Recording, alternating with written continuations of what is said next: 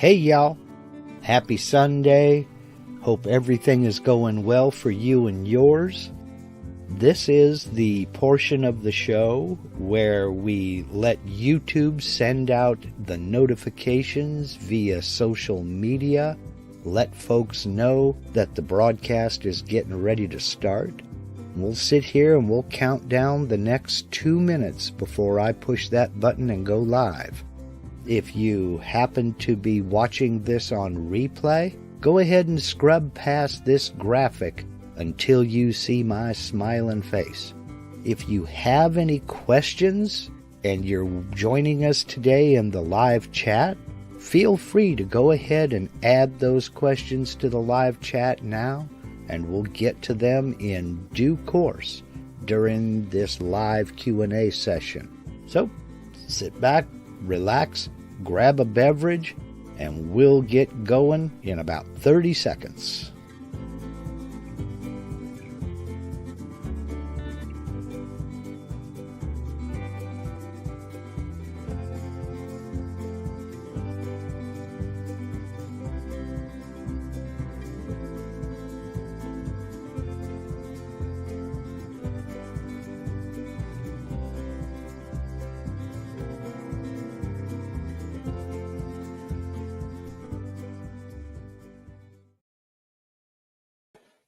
Hey y'all, happy Sunday. Man, what a week it has been. Gosh, I need a haircut worse than I thought.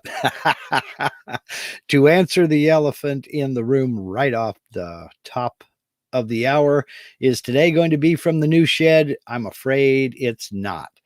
And that is simply because it's a construction zone in there, literally. I mean, I'm putting up wall sheathing. I have one short wall left to do. And it is so dusty and dirty in there right now. I had to take out the table and the laptop and everything, just number one, to make room, just so I can maneuver in there, full sheets, 8x4 sheets of material. So no, it's going to be a couple of weeks before I can start doing this from the shop shed. It's getting close though. It's really getting close. I've got 3 walls finished, and I've got to, like I said, do one short wall there where the double doors are. Then on, I believe it's the 18th. Yeah, the 18th of August, I can pick up the primer and paint, get that done. Then I can start broadcasting from the shop shed. There will be another slight interruption because I've got to lay down the flooring. I've got the flooring. I've had the flooring since May. I've been waiting on this wall sheathing, and I finally fell into the deal and pulled the trigger on it, and it's almost up and ready. So I'm going to stop saying, yeah, next week I'll be broadcasting from the shop shed. I'm going to stop saying that because I don't know when I'm going to be able to. But yeah, Donald, it's not a matter of you guys overlooking the dust. It's a matter of I just don't have the room. It's a mess. It's a serious mess, and this may be a harbinger of what's to come, because I mean, it's double the size that I'm used to working in, but it's still a very small shop. So cutting 8x4 sheets is an adventure, to say the least. I'm just glad everything's that I've got so far is on wheels.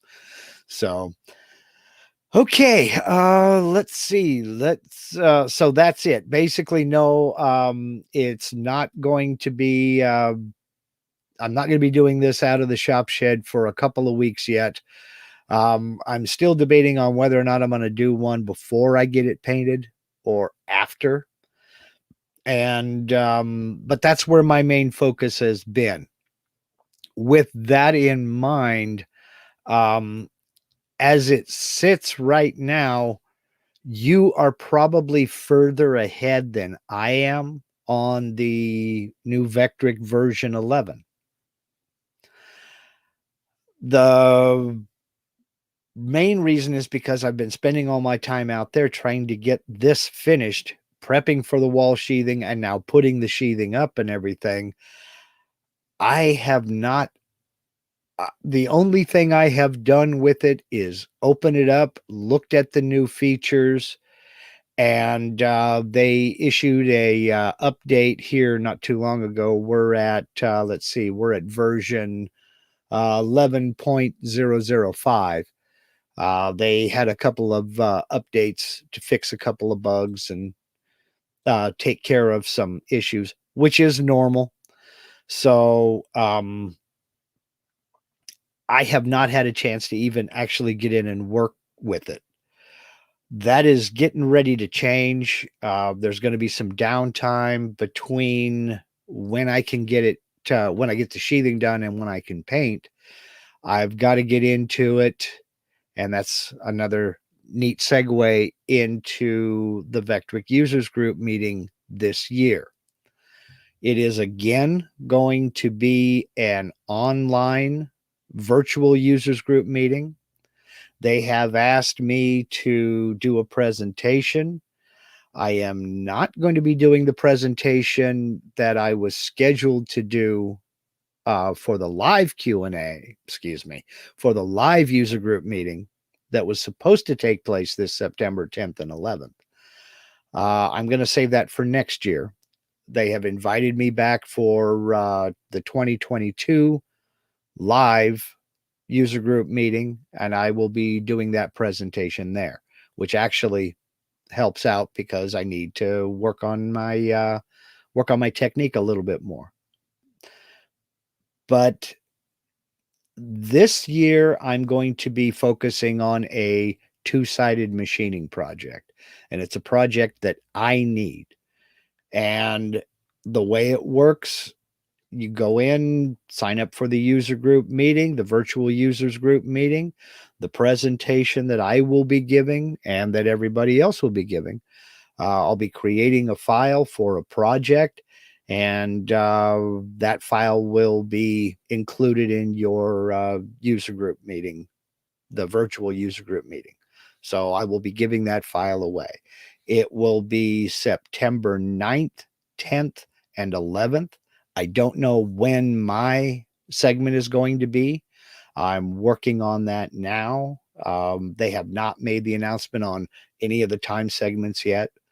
Only that I will have one probably somewhere around 11 o'clock Pacific time, but I don't know what day.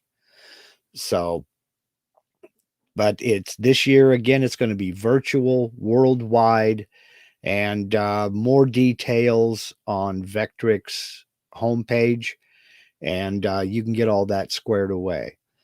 But it's September 9th, 10th, and 11th. So next month, we're less than, well, no, we're a little bit more than 30 days away, but not by much. So I'll be doing a presentation. I don't know who all is going to be doing a presentation, but I hope to see you guys there. So let's see. I think I've got all of the housekeeping and behind the scenes stuff taken care of. Now we can get into some of your questions here. Let's see. Jim Brown has a good one. And this may be more up Michael Mazalik's uh, um, expertise here than mine, because I'm getting into 3D creation, but I'm still not really super good at it. But Jim Brown wants to know, is there a way to create a live edge on the end of a live edge board that you had to cut off, or that you cut off rather?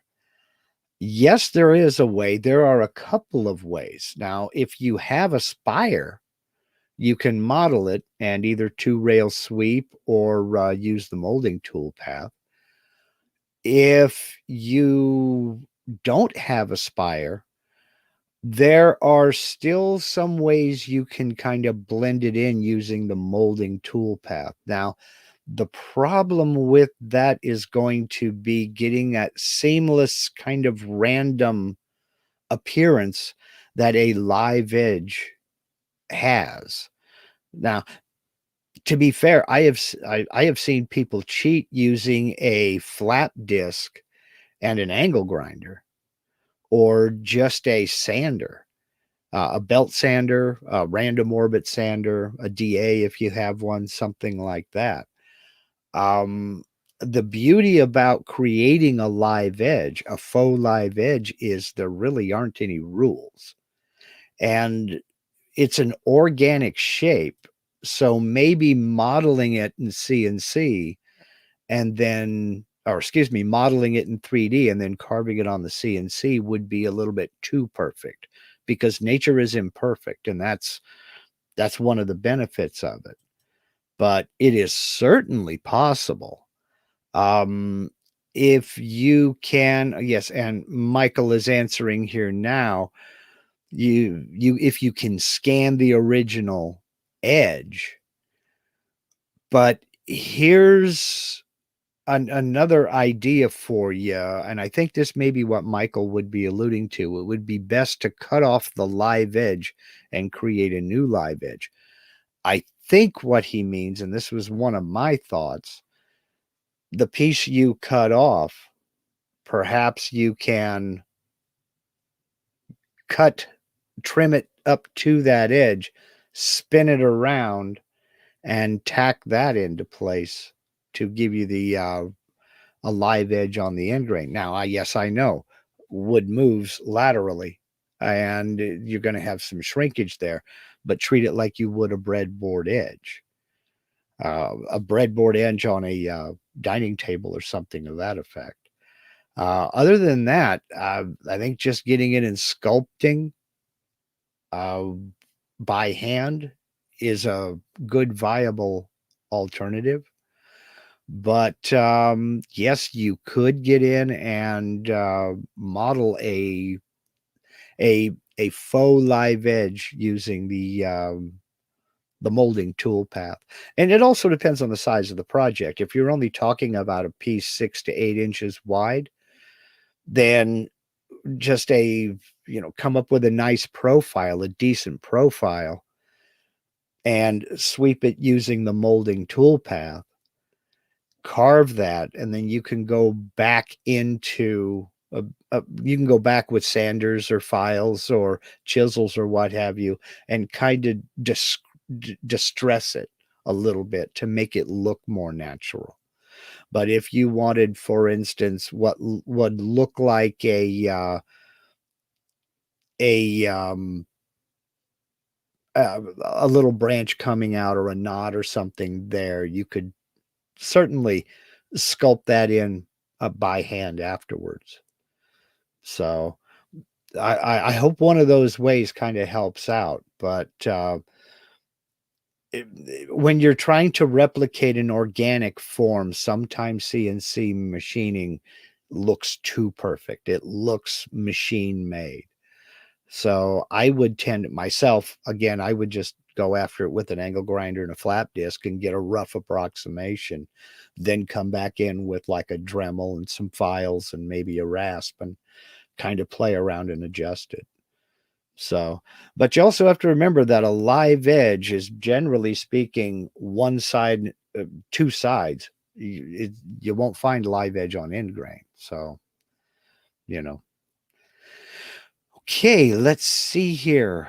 We can come back up here. Rick French wants to know, have you figured out a way to dynamically relate different components on completely different materials on different sheets?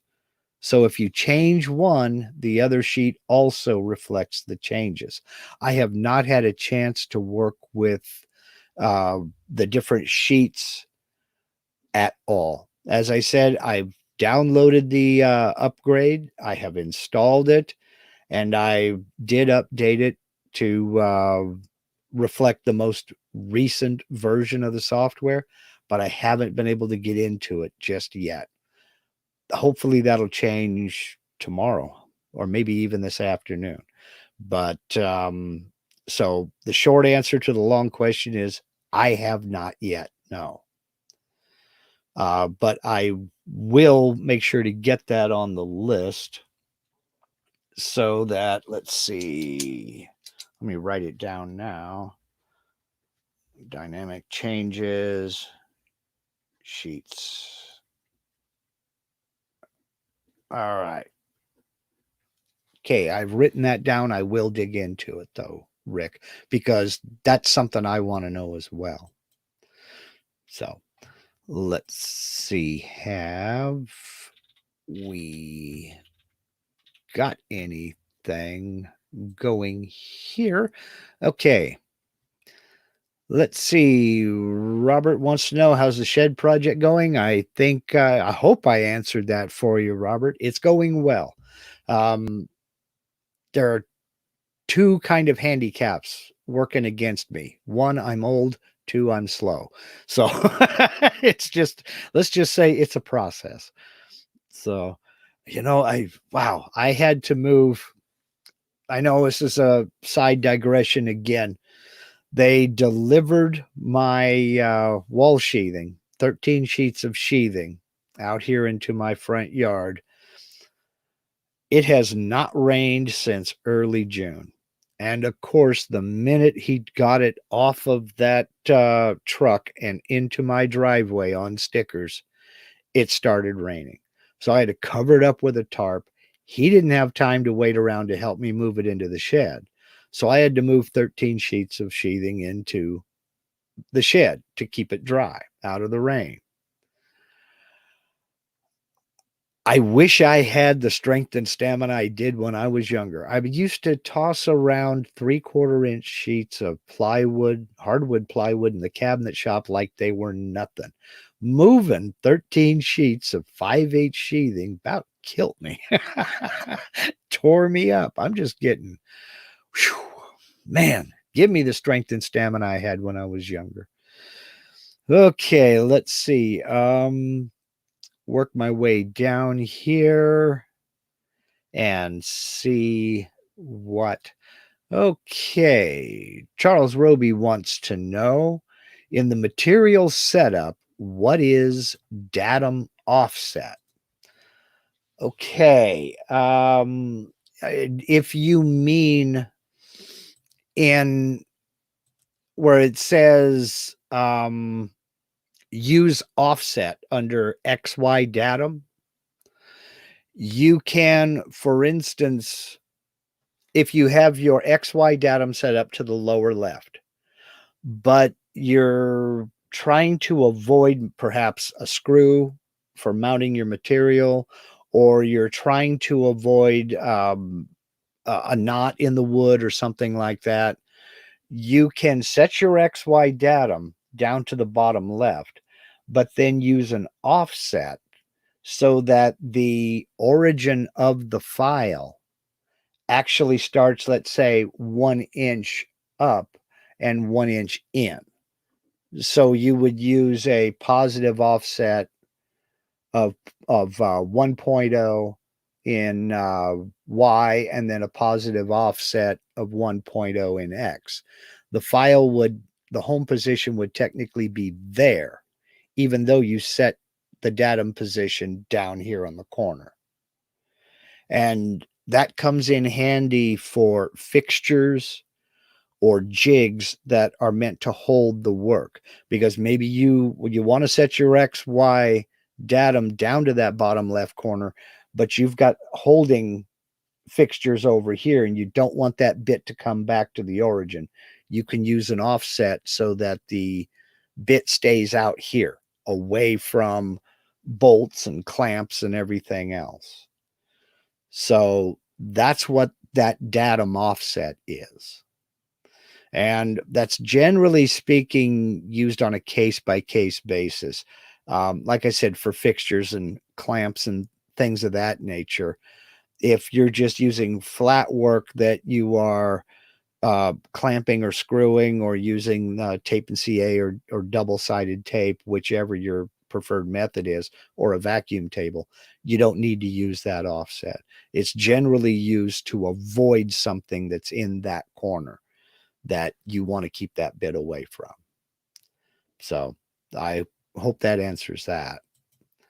Let's see.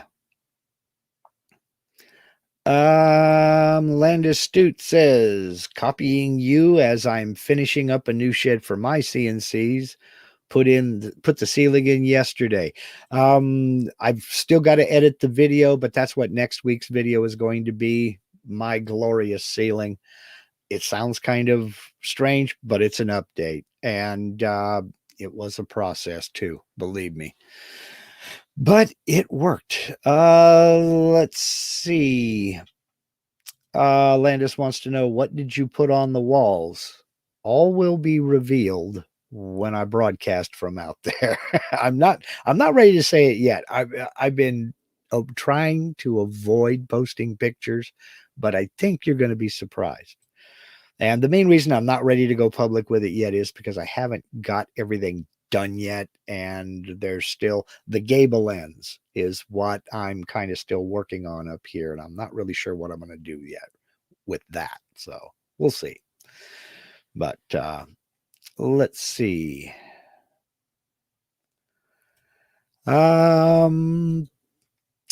IL says, looking forward to when you say the last time was the last live from where you're actually broadcasting from.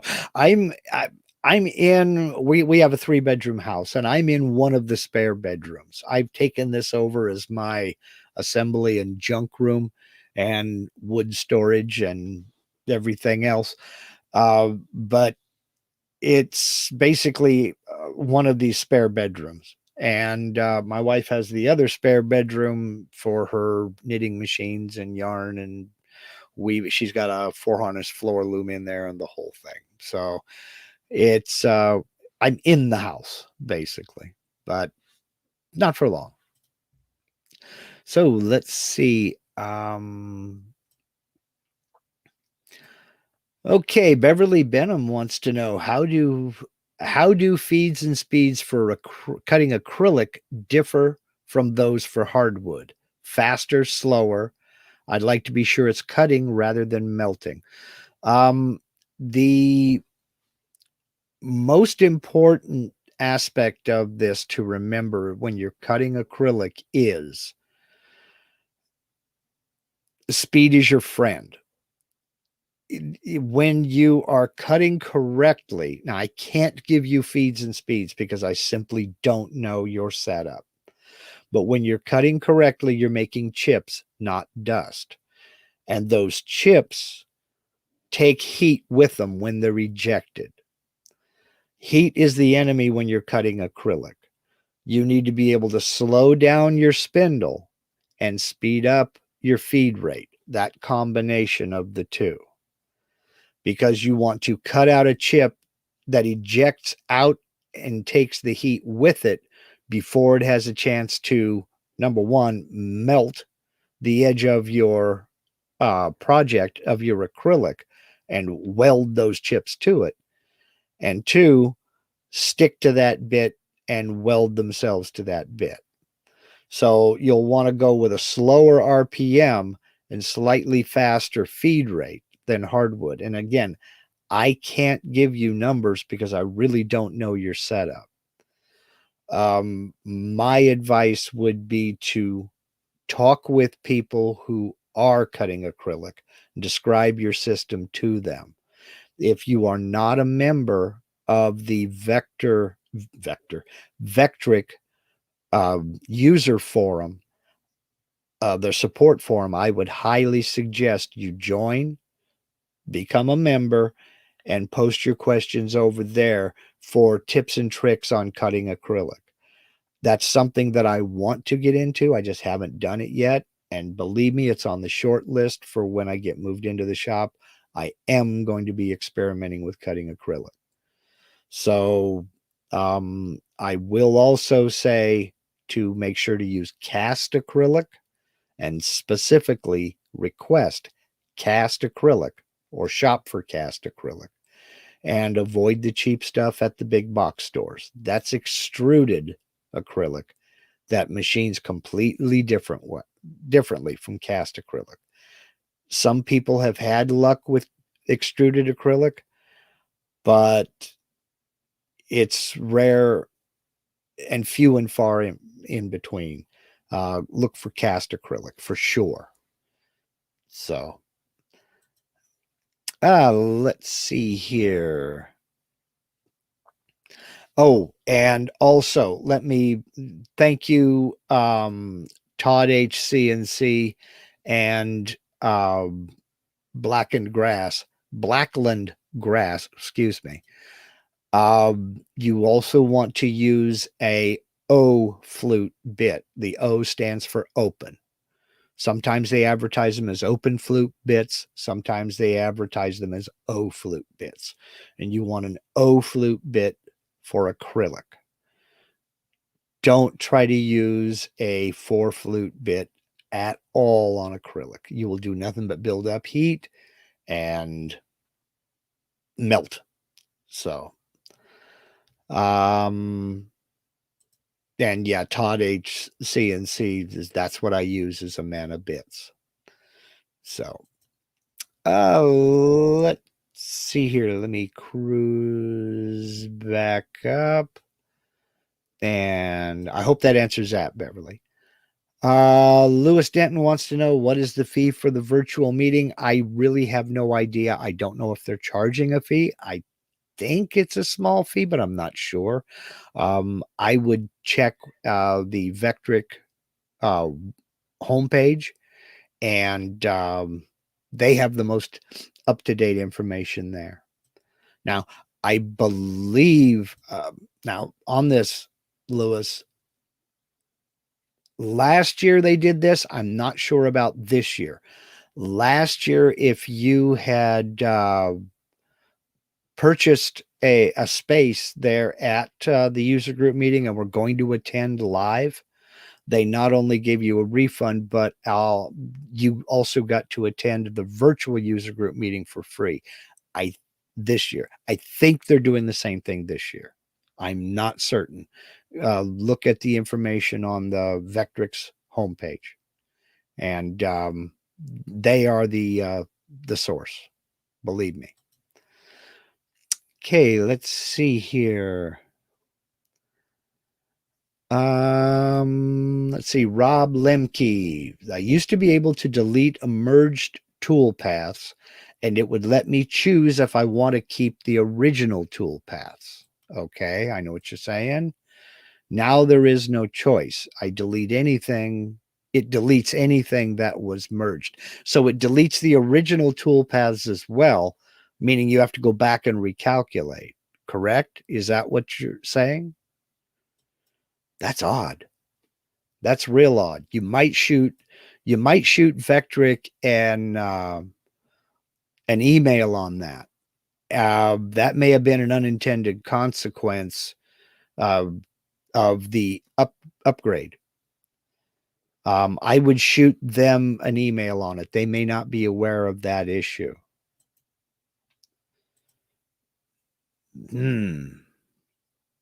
That's odd. Yeah, I would send them an email on that, because I think that may be an issue. So let's see here. Let me cruise down the road here.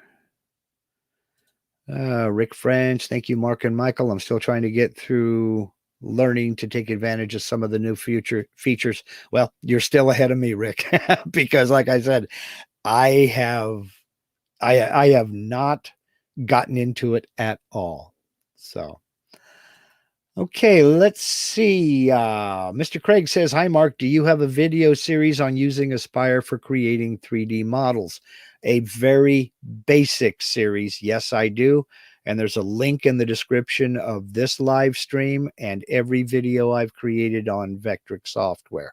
You'll find a link to the playlist for the series of the Vectric for Absolute Beginner series, V carving for the Absolute Beginner series, and 3D modeling for the Absolute Beginner series. Again, it's very basic, gets into the nuts and bolts and wrapping your head around the process.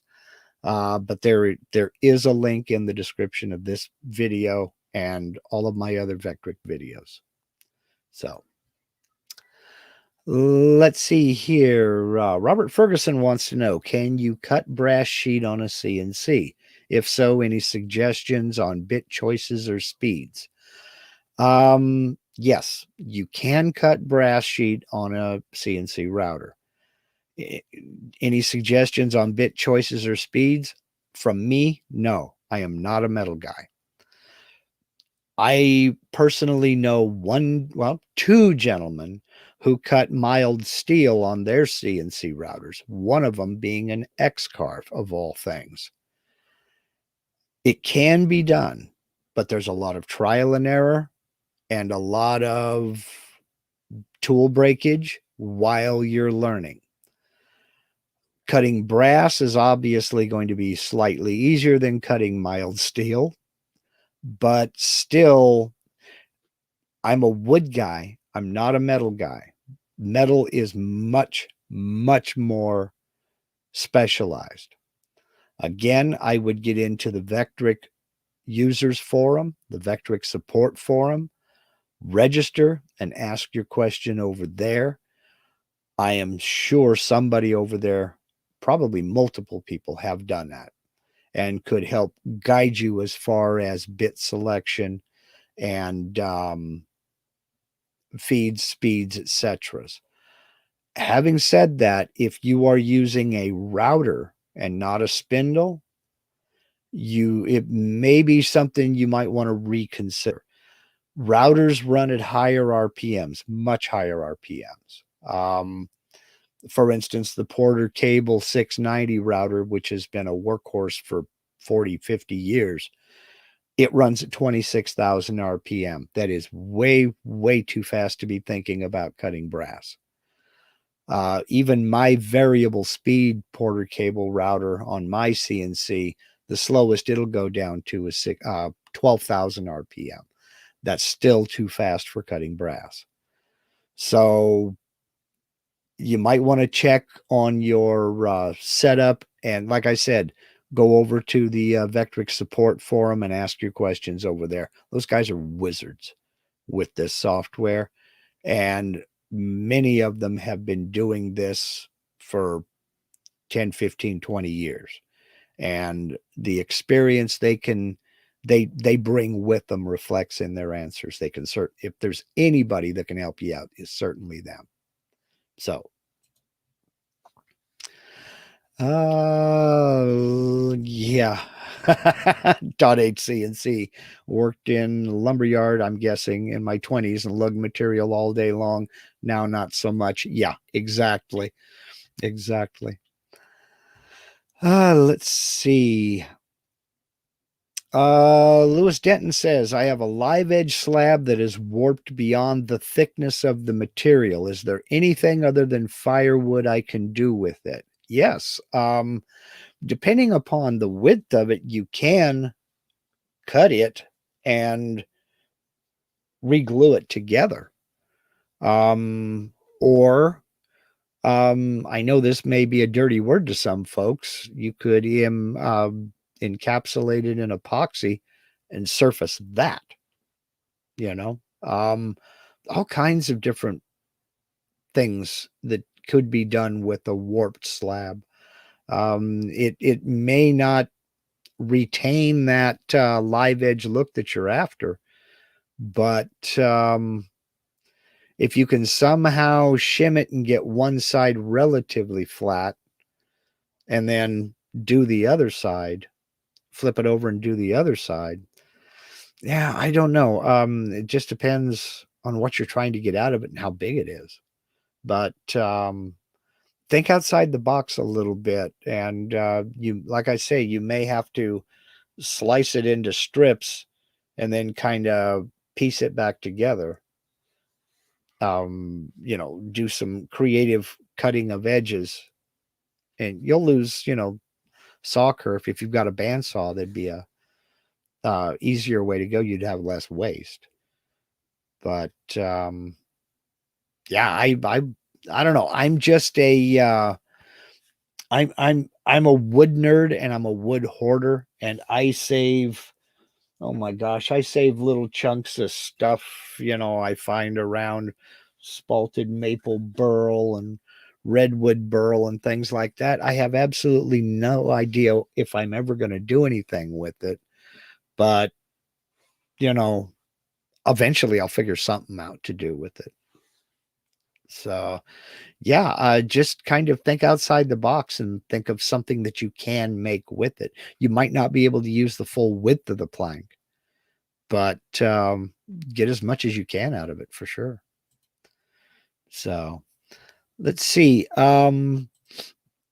Blackland Grass says, what is the effect of not holding Control D down when creating a vector from preview image? Okay, I'm assuming you're talking about in the old rest machining process. Um, Not holding down Control D, all that does is copies the entire model. It just basically creates a preview image. It doesn't really do much of anything. If that's not what you're referring to, please let me know. But I think you're talking about creating vectors from the preview image in the old rest machining procedures, correct? The new version 11, rest machining is built in. You no longer have to do any of that. And I can't wait to play with that. On a related note, about built-in rest machining, I got a message earlier from Steve Russell, who said he can't be here today live, but he thought it might be a good contribution to the discussion on version 11. He says that he had completed a pretty large plaque, 18-inch diameter, that was 3D carved.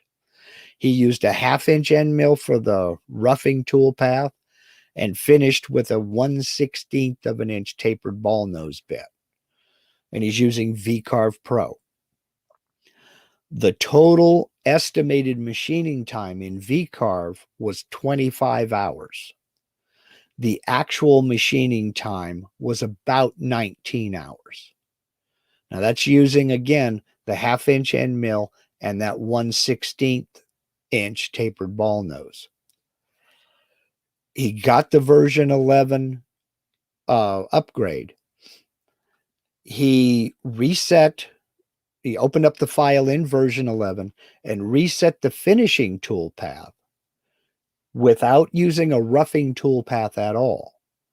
He put in a 1/4-inch tapered ball nose, an 1/8-inch tapered ball nose, and a 1/16th inch tapered ball nose. And it brought the estimated machining time down to 13 and a half hours. So that eliminated, what is that, 11 and a half hours from the estimated machining time with that built-in rest machining. Now, 13 and a half hours is still a long time, no doubt, but it's not 25. So that built-in rest machining is not only a game changer as far as finish quality is concerned, but time savings. I mean, saving 11 hours, holy cow. So thank you very much for that, Steve. I really appreciate that update. And if you're checking this out in the preview, hi, Steve. Okay, let's see. Let me back off of that a little bit here. And let's see, some folks talking about acrylic. And okay, what do you want here? This is what I mean. I am a wood guy, not a metal guy. Jeff says some brass is meant for CNC, some not. It has to do with hardness, as too soft gums up the bit. I have heard the same with aluminum, but I'm not certain. When I have cut aluminum, it's been 6061 T6, but I've not cut it on the CNC. I have routed it with the trim router. I mean, taking very, very, very gentle passes. But I've not done it on the CNC. So let's see here. Okay, Blackland Grass was talking about, yes, it was. You emphasized the Control D. I tried the built-in rest today. It was a bit confusing. Used it twice. Once it worked, once it wasn't effective. Let's see. Wasn't effective in what way? I don't get that.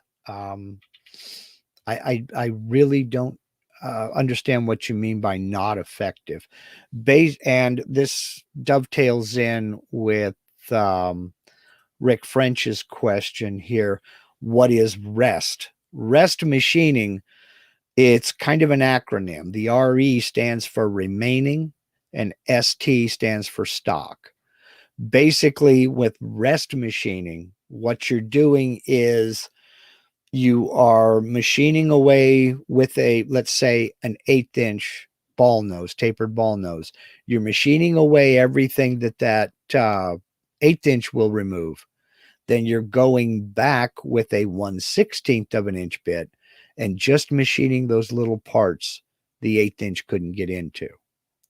So it's removing the remaining stock, but it's not going over the entire thing because it doesn't need to. It just needs to get in and do the detail. And the new version 11 3D finishing toolpaths have that built in.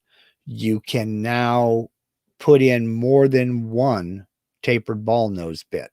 So you can put in a 1/4 inch tapered ball nose bit to remove a bulk of the material, then a 1/8 inch to remove a bit more, and then come in with something, say a 1/32 inch tip tapered ball nose bit, and just get those little details that was missed by the 1/8 inch.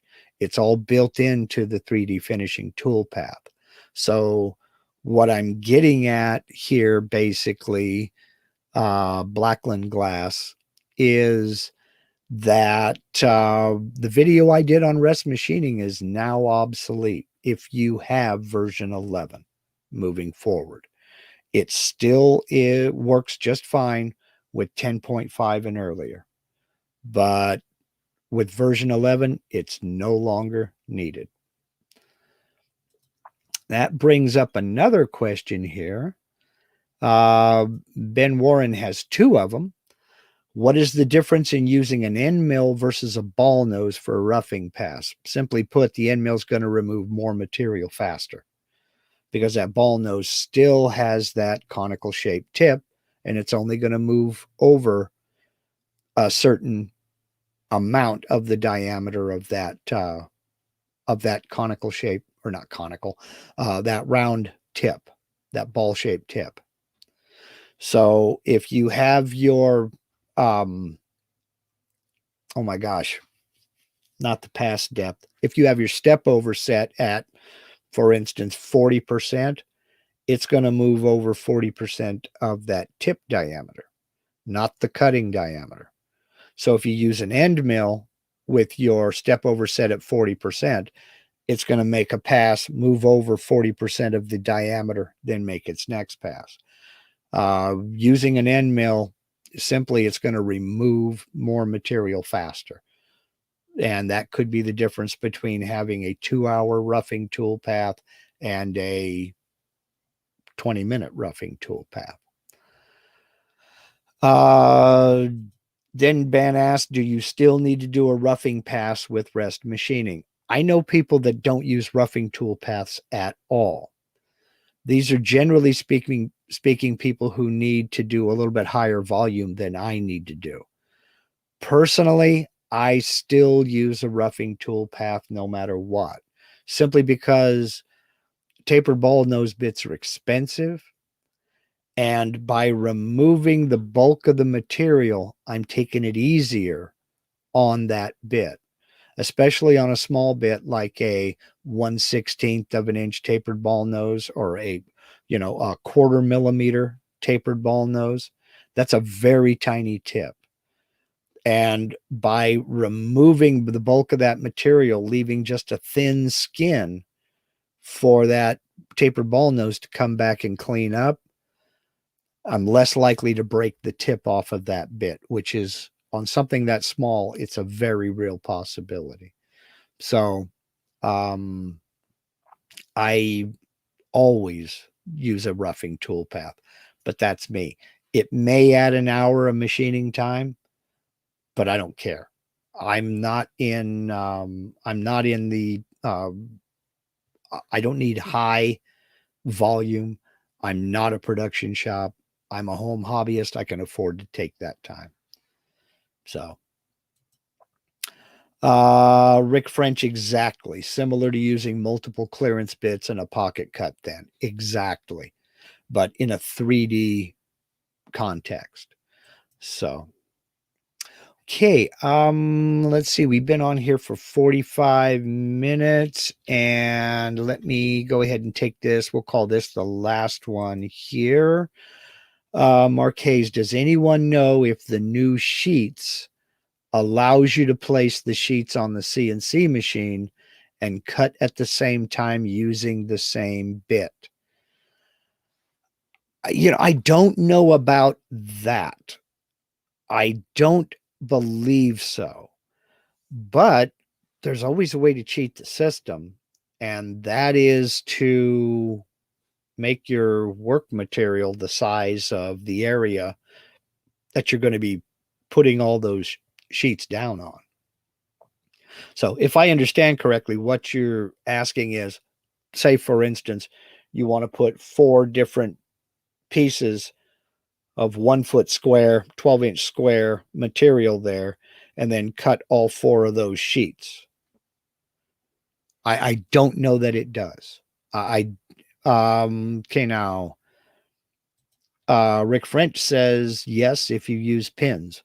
Okay, beautiful. I'm similar to tiling. Okay, I'm not versed in it. That's one of those things that I'm going to get into and check out. Like I said, my entire emphasis has been on getting the ding dong shop shed up and running. I am so close to moving in. It's not even funny. Man. Okay, let's see. So basically, Mark, what I would do is I would experiment. I would experiment and with some scrap and see if it works. And Michael Mazalik confirms it. But the X0Y0 would need to be set correctly. So experiment. I mean, and when I say experiment, mount 4 pieces on your machine table. Don't put a bit in the machine. Set your Z0 to very high and just cut air and see, does it go to the right place when it's supposed to go to the right place? Do something very simple. Do a circle and on each one and make sure it goes to where it's supposed to go and cuts. Then you have your answer. That's what I mean when I say experiment. I mean, if I don't put a bit in the router / spindle and set my Z0 like an inch above the material and, load the G code, press cycle start, and then just watch it and see where it goes. Look for any potential problems. And if it works, then take what you learned from that and apply it to the project you actually want to do.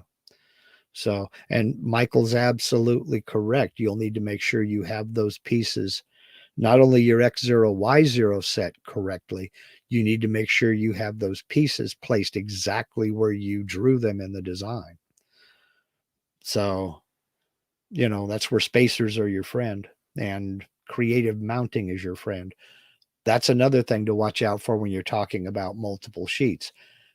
Is there a clamp in the way?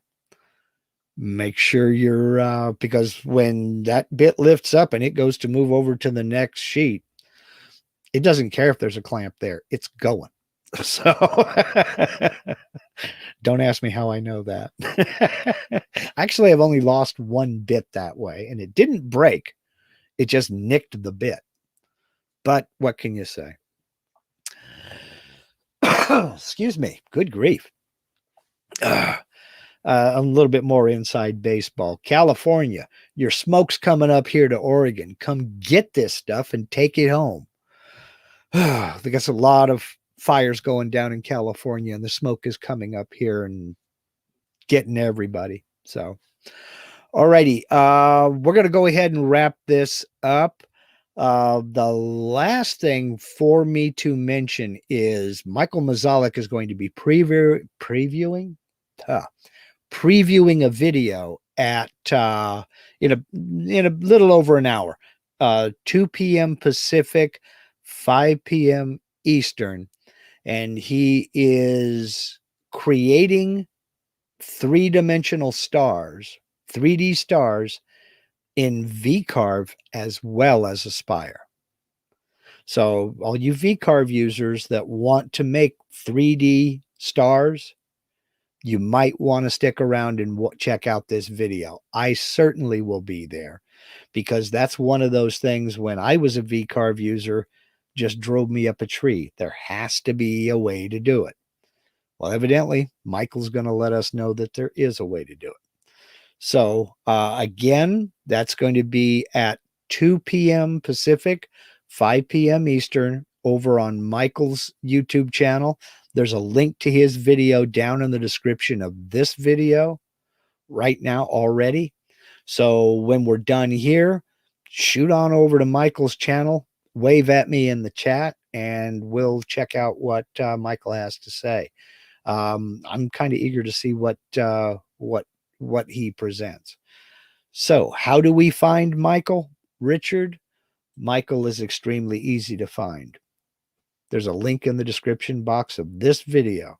When you get over to that live, that premiere, look for his name right below the video panel. His name is a link that'll take you to his channel homepage. Then you can subscribe. Then click that little notification bell and set that menu to all notifications, then you won't miss anything. He, not every week, but he premieres his videos on usually on Sunday at 2 o'clock Pacific, 5 o'clock Eastern. He is the 3D guru. He's your man. Believe me. He has forgotten more about 3D modeling than I've learned so far. But when it comes to 3D, I'm Michael's fault. I'm learning from him. Killer guy and a killer presentation, I'm telling you. So I hope to see you all over there. All righty. I'm going to go ahead and wrap it up. Next week's video will be a Shop Shed update. And other than that, y'all take care.